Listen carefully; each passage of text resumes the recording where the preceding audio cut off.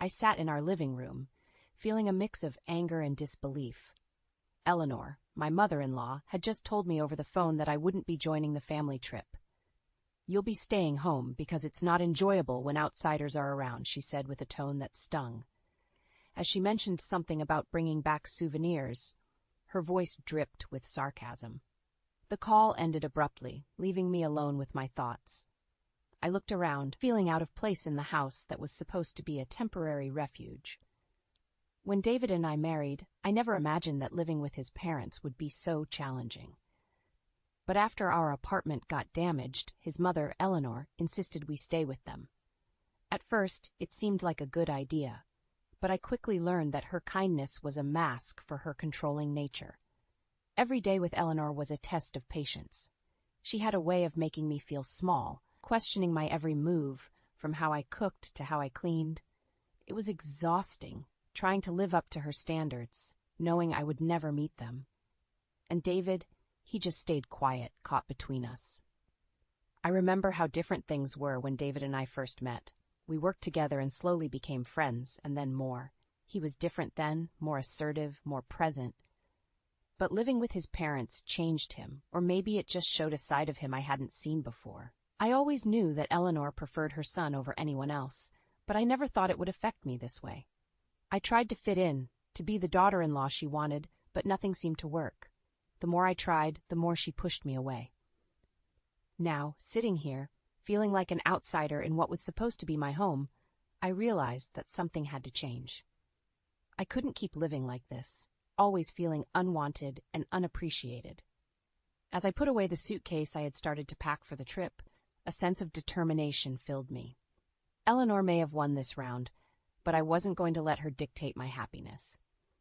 I had to find a way to stand up for myself, to show that I wasn't just an extension of her family, but a person with my own worth. As I put away my suitcase, I couldn't help but think back to how different life was when David and I first met. We worked at the same company, in different departments, but our paths crossed often. It started with casual conversations by the coffee machine, which turned into lunches, and eventually, dates. David was charming, kind, and he made me laugh. It was easy to fall in love with him. We got married 3 years ago, and at first, our life together was everything I had hoped for. We had our own apartment, and we were building our life together. But then, an unexpected fire in the neighboring unit turned our lives upside down. Our apartment was damaged, and we were suddenly homeless. That's when Eleanor stepped in. "Why don't you two stay at our place?" she had offered. It seemed like a good solution at the time. David was relieved, and honestly, so was I. But I didn't realize the price I'd have to pay for that help. Living with David's parents was challenging from the start. Eleanor had always been polite, but once we moved in, her true colors showed. She criticized how I did the laundry, how I cooked, even how I decorated our room. It felt like she was constantly watching and judging me. David, on the other hand, seemed oblivious to it all. He was happy to be back in his childhood home, and I think part of him enjoyed being taken care of by his mother again. I tried to talk to him about how I felt, but he just didn't see it. "She's just set in her ways," he'd say, or, "You know how moms are." But Eleanor wasn't just any mom. She was a mom who made it clear I wasn't good enough for her son. Despite the tension, I tried to make the best of the situation. I thought that if I could just prove to Eleanor that I was a good wife, a good person, she would accept me. But no matter what I did, it was never enough. Her house, her rules. Looking back, I wonder if I was naive to think I could win her over. Maybe I should have pushed David harder to move out, to find our own place again. But I didn't, and here I was, stuck in a house where I wasn't wanted, preparing to be left behind while they all went on a family trip without me. As I closed the closet door on the suitcase, I realized that this was more than just about a missed trip. It was about finding my place in this family, or maybe realizing that I never would. I needed to figure out what my next move was, for my own sake. Sitting alone in the house, I began to reflect on the escalating tensions with Eleanor. It wasn't just the snide comments or the constant criticism. It was the way she made me feel like I didn't belong in my own home. My efforts to be a good wife and daughter-in-law seemed to vanish into thin air. never enough to please her. I thought back to the countless evenings spent in silence after another of Eleanor's remarks. Sometimes it was about how I arranged the living room or the way I spoke. Other times it was more personal, like questioning my career choices or why David and I hadn't started a family yet. Each comment was a subtle jab, reminding me that I wasn't living up to her standards. David's reaction, or lack thereof, hurt the most. He always seemed to find a middle ground, trying not to upset either of us. But in doing so, he often sided with his mother. I understood his difficult position, but I couldn't help feeling abandoned. "She's just worried about us," he would say, trying to justify her behavior. But it felt like a betrayal every time he failed to stand up for me. I kept myself busy with work and household chores, partly to avoid confrontation and partly to prove my worth. I worked part-time at a local supermarket, a job that Eleanor deemed unambitious. But I liked it. It gave me a sense of independence and a break from the tense atmosphere at home. Yet, no matter how hard I worked or how much I tried to keep the peace, it was never enough for Eleanor. Her house was her kingdom, and I was merely an unwelcome guest. It was a constant struggle, trying to maintain my identity while being overshadowed by her presence. I remember one particularly harsh weekend. I had just finished cleaning the entire house, a task that Eleanor usually criticized. Expecting another round of complaints, I was surprised when she walked in and said nothing. I thought maybe, just maybe, I had done something right. But then, as I sat down with a cup of coffee, she appeared out of nowhere. "Jessica, your cleaning is too sloppy. You need to spend more time on it and put some gratitude into it for your hardworking husband. As his wife, it's your duty to support him." Her words stung, and I felt my efforts crumble under her scrutiny. I tried to argue, to defend myself, but it was useless. Eleanor had made up her mind about me, and nothing I said or did would change that. It was a lonely feeling, being in a house full of people yet feeling utterly alone. As I sat there, lost in my thoughts, I realized how much this situation was affecting me. My confidence had taken a hit, and I was constantly second-guessing myself. I knew something had to change, but I wasn't sure what or how. I just knew I couldn't keep living under Eleanor's shadow, constantly trying to prove myself to someone who had already decided I wasn't enough. I had to admit, the idea of a spa getaway with David had initially filled me with a sense of excitement, a chance for us to rekindle our relationship away from the pressures of his family home. We discussed destinations with soft giggles and whispered dreams, circling dates on the calendar that promised a respite from the cold reality of our daily lives. But my optimism had been a delicate bubble, one that Eleanor effortlessly popped with her intrusive demands. She transformed our intimate plans into a family excursion to celebrate her anniversary with George, David's father. My heart sank when David, caught in his mother's excitement, echoed her sentiments, claiming that a family trip would be just as enjoyable. The promise he'd whispered to me, that next time it would be just the two of us, felt fragile in his earnest reassurances. I agreed, though reluctance weighed on every word, and I threw myself into the trip's preparation, hoping that my efforts would at least be seen and appreciated. I delved into the organization with an energy that surprised even me. Perhaps deep down, it was an attempt to regain some control over a situation that had swiftly slipped from my grasps. I chose the sights we would see, the food we would taste, and the bed where we would lay our heads, quietly taking solace in the small victory that Eleanor seemed disinterested in the logistics. The day before our departure was a whirlwind of activity, of lists checked and bags packed. It was with weary satisfaction that I finally allowed my head to hit the pillow, mentally reviewing the itinerary one last time before succumbing to sleep. My alarm's call the next morning was a harsh one, screaming at me to rise and face the day. But when I stirred, the space beside me was empty, and an uneasy feeling curled in my stomach.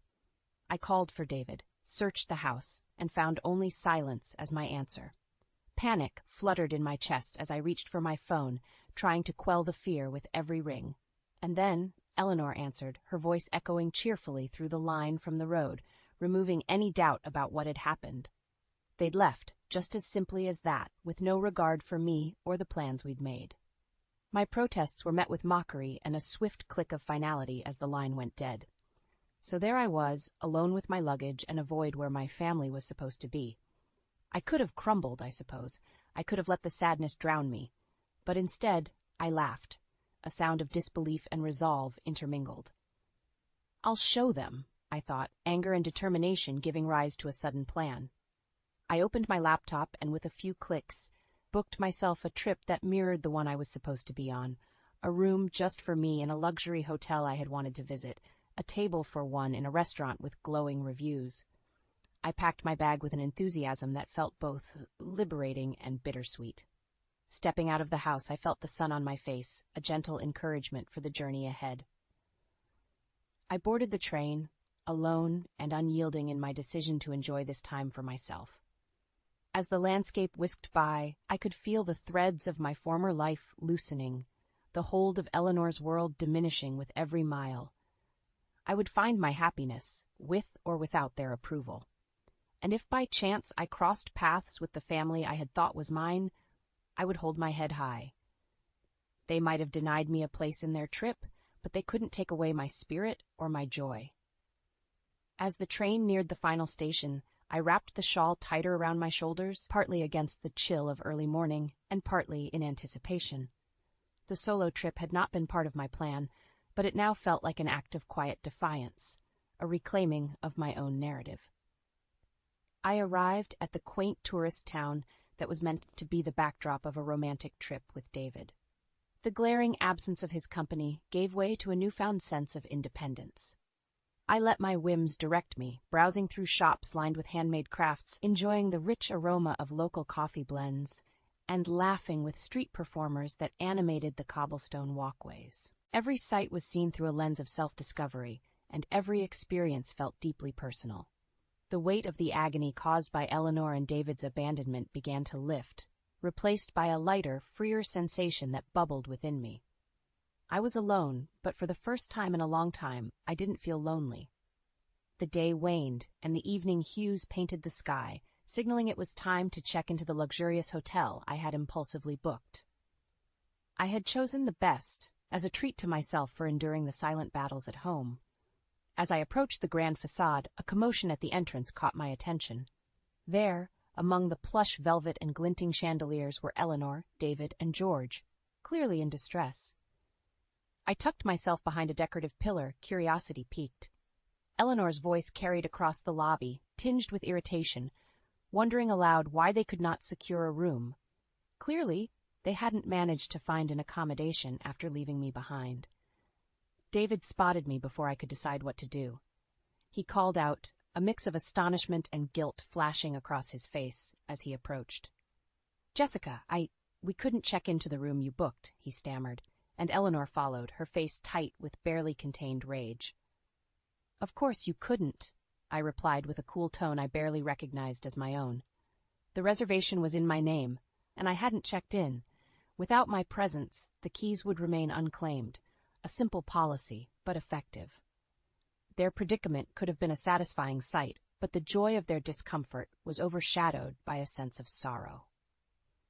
This trip was a culmination of the disrespect and disregard they'd shown me since moving into their home.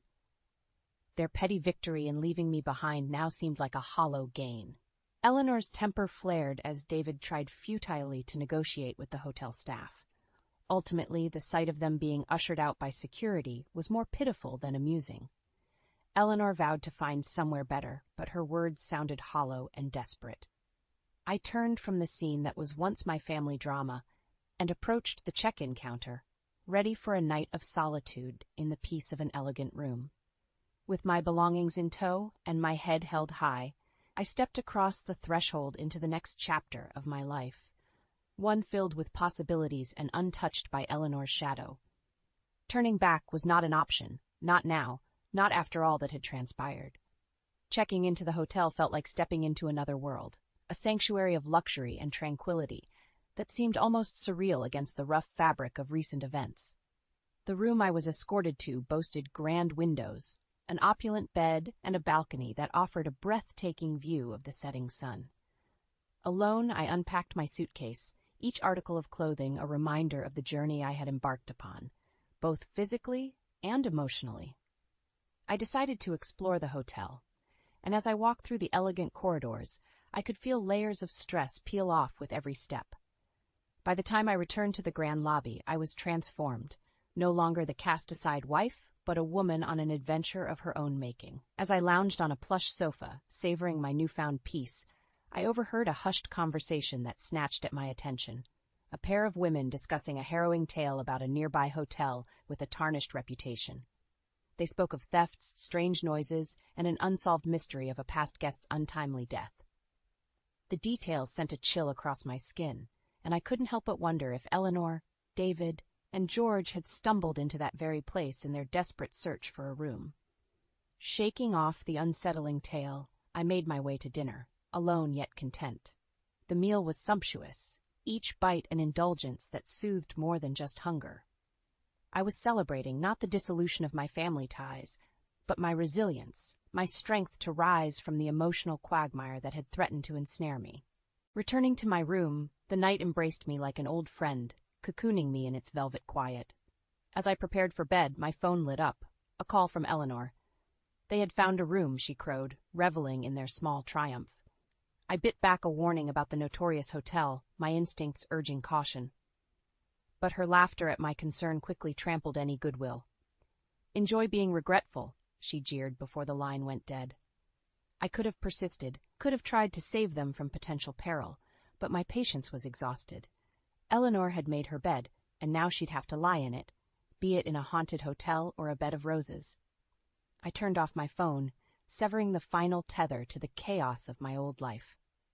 That night, as I slept in a bed far too large for one person, I dreamed of freedom, a vast open space waiting for me to fill it with new memories, new laughter, free from the binds of family strife. And as the dawn began to breach the night's darkness, I knew that one chapter of my life had ended, and another was ready to begin. Morning light filtered gently through diaphanous curtains. It coaxed me awake with a gentle warmth, a stark contrast to the cold dread that had settled in my heart the night before. As I sat up, the previous evening's encounter with David and his family, and the later ominous phone call, replayed in my mind. After a leisurely breakfast, I ventured out again to savor this precious gift of solitude and exploration. I strolled through a nearby park, admired the art in a local gallery, and indulged in some light shopping, allowing the simple pleasure of making decisions solely for myself. As the afternoon sun began to wane, I returned to the warmth of my temporary haven.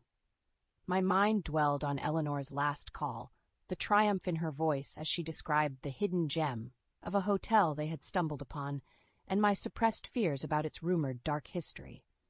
I pushed aside the unsettling thoughts and decided to focus on my present, a reality filled with tranquility and escape from familial conflict.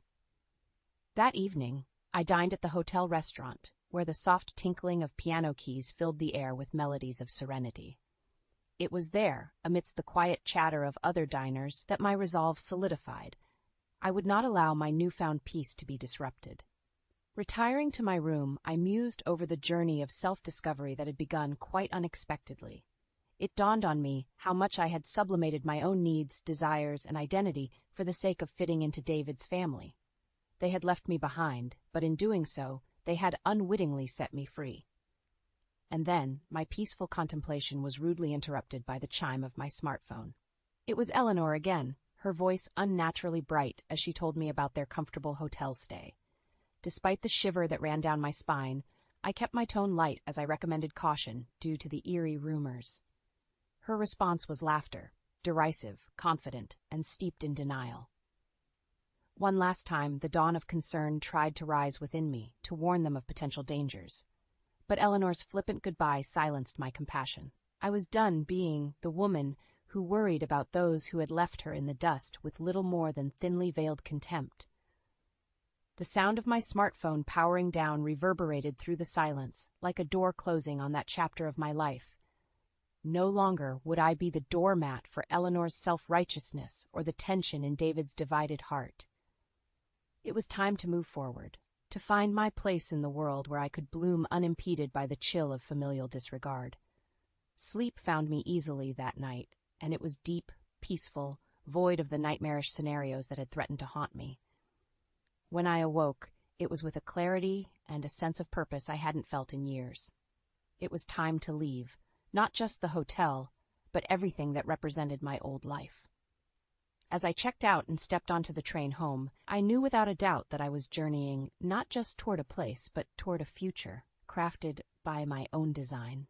The train ride back to what had been my home brought a cascade of mixed emotions. Despite the serenity I had discovered within myself during the trip, a sense of foreboding loomed over me as the familiar landscape came into view. I was returning to a place where my presence had become a point of contention, and now I was ready to face whatever awaited me. Upon arriving, the aura of the family home felt different, almost charged with an anxious energy. The light that spilled from the windows seemed harsh, a beacon that screamed of tumult rather than the warmth of a welcome. With every step I took towards the door, determination steeled my resolve. "I'm home," I announced, as casually as I could manage, pushing the door open. The reaction was immediate. My presence stirred the occupants into a frenzy of exclamations and finger-pointing.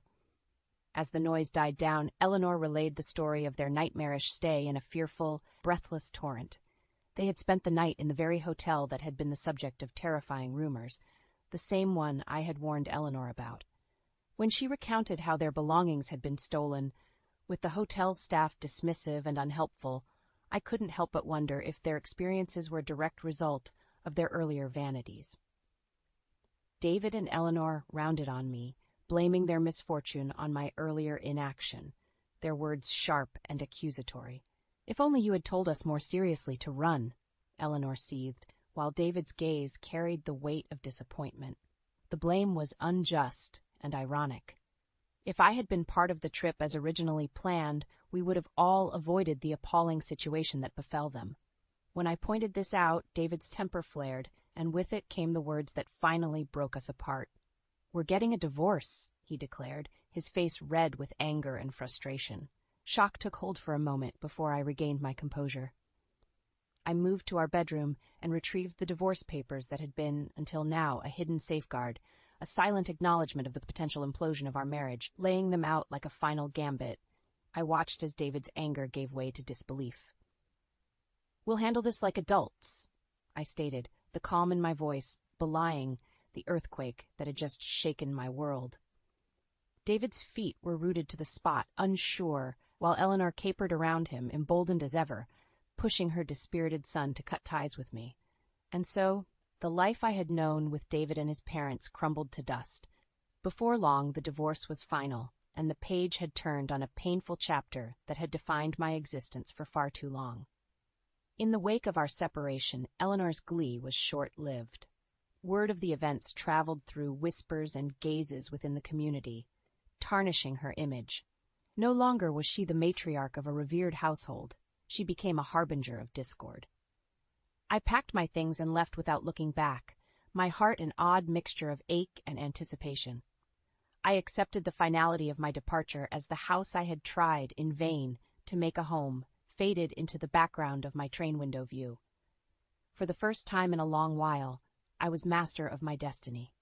With the help of friends, I began rebuilding my life in my hometown, starting anew, free from the clutches of an oppressive family dynamic. I embraced my singlehood, reveling in the quiet freedom it brought, freedom to breathe, to exist, to be me without restriction or disapproval. Back in the town where I grew up, I took up a new job, reconnecting with parts of myself that had been long buried beneath the role I had played as David's wife. I was rediscovering who I was, reclaiming the pieces of my identity that had been chipped away by years of servitude to someone else's happiness. For now, marriage was a closed book, set upon a high shelf to be perhaps revisited in the far future. But in the present moment I was content. Content to let the tapestry of my life weave new patterns, ones that held the promise of hope, self-respect, and endless possibilities. The cool air of my hometown was a balm to my soul as I stepped off the train. After the tumult of the past few days, the familiar sights and sounds wrapped around me like a comforting embrace. I had come full circle, returning to the place I had once been eager to leave, seeking new adventures. Now it offered the promise of a fresh start. I moved into a small apartment downtown, A humble space, but it was mine, and the privacy felt like luxury after years under Eleanor's scrutinizing gaze. My new job, secured through a friend's referral, was a role at a local nonprofit, a stark contrast to the part-time supermarket position that Eleanor had looked down upon. In the evenings after work, I would walk along the riverbank, the flowing water mirroring the thoughts racing through my mind. I reflected on my marriage with David and my interactions with his family. There was a time when I doubted my actions, when Eleanor's comments made me second-guess myself. But here, in the solitude of nature, I found a sense of inner peace. I wasn't the woman Eleanor had painted me to be. I was resilient, capable, and now truly free. I reconnected with old friends, and the sense of belonging they provided was restorative.